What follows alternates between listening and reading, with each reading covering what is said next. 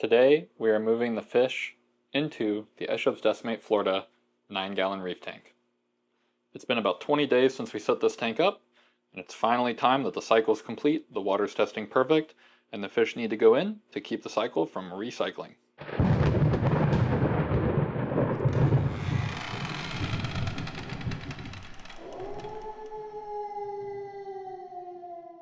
This is my previous Eshop's Decimate, which is a 4.8 gallon classic decimate, and this is actually hosting our black clown goby and our naked clownfish that I bought back in August just for this video in October. The naked clownfish is one of my absolute favorite clownfish that I've ever had.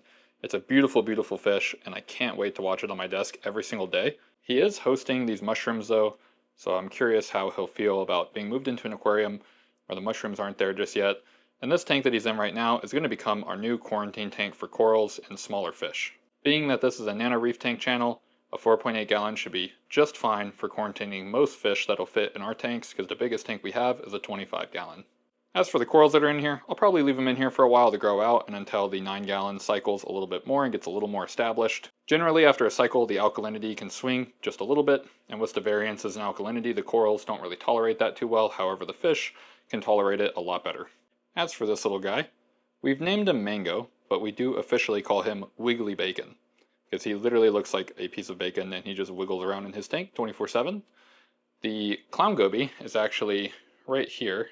The clown goby is right here, and we do call the clown goby Swim Shady. He blends right into this aquarium, and sometimes it's hard to find him, but these two fish are going to be perfect for our Halloween-themed reef tank. Let's go ahead and bag these bad boys up and get them acclimating in the 9-gallon. We have already made sure the salinity is the same and the water parameters are testing perfectly.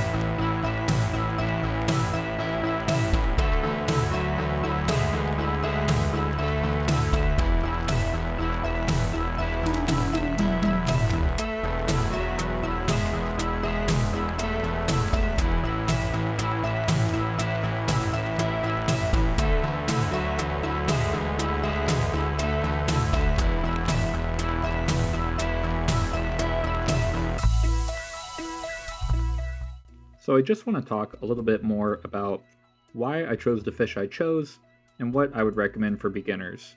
So the primary fish that I would recommend for beginners is a clownfish. And the reason that I chose a clownfish is they're extremely hardy, which means that they can survive quite a bit of abuse. And when I say abuse, I mean that as satire, not actually abusing the fish, of course. In this video, we have already cycled the aquarium, so if you haven't seen the previous videos, during the past week, we've been posting a video every day, and we basically started this tank off with live bacteria and already cultured media from our previous aquarium, so the tank only took about 16 days to fully cycle. This is 20 days in, so it's been 4 or 5 days since we started passing all those water tests. Anyways, going back to fish I'd recommend, you're going to see a lot of people recommend clownfish. A lot of people may also recommend damsels. Just be careful because the damsel family gets really large. The clownfish is actually a part of that family, but damselfish themselves, like the blue damsels and things like that, are really mean and they get huge. So just be careful with that. The other fish we have in here is a clown goby. Now I wouldn't necessarily recommend clown gobies for beginners. Clown gobies are not readily available to eat food normally. They don't really accept food unless it's frozen food, and even then it can be hit or miss. We've had clown gobies in the past that just stopped eating and just kind of withered away. In this case, we did get the clown goby to eat arthropods or arthropods from Reef Nutrition. We also have fed it frozen brine shrimp, and the brine shrimp we use are spirulina or amino enriched, so not just plain old regular brine shrimp, because regular brine shrimp are not very nutritional. So if you do attempt a clown goby, I would just maybe try that later on down the road, or maybe after you get a little bit more experience. Other than that, we do have 2 red leg hermit crabs in here, which are the scarlet reef hermit crabs. Please note, there are blue leg hermit crabs, red leg hermit crabs, and then scarlet reef hermit crabs.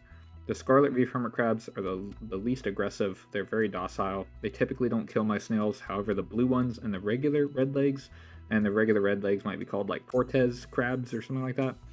Those typically attack my snails, and this is a Halloween hermit as well. He's a much bigger hermit crab, and he will attack snails because he's huge. So we'll have to keep an eye on him and see, hopefully he doesn't cause too much trouble. The black clown goby really does blend in this aquarium. As for other stocking options that we're going to put in here, we are eventually going to look into getting a fire shrimp or a blood red shrimp. We are looking at some smaller fish, so your much smaller gobies, like there are obviously other species of clown gobies or other color variations of clown gobies. There are other very small blennies as well, and other gobies like barnacle blennies and things like that. So maybe we'll consider one of them. I would love to have something like a mandarin goby in here, but obviously they only eat copepods, and keeping copepods alive in this tank to the point where a mandarin could stay sustained on them would be really hard, and mandarins also get pretty big eventually, so I don't think we'll be going anything too crazy like that down the road. But if you guys have any suggestions for fish, corals, or invertebrates, please leave those comments below. I would love to see your guys' suggestions, and maybe we can incorporate some of those suggestions into the aquarium over time. I do try and respond to all the comments that I get, so if you guys have any questions on your first fish or how to take care of your first fish, just let me know. As for this aquarium, now we're really kind of moving on to the point where this is going to start establishing itself as like a long-term, sustained aquarium where we can start to put like our brain corals and stuff like that in it. So I will catch you guys on the next one. Thank you so much for watching, and have a great rest of your day.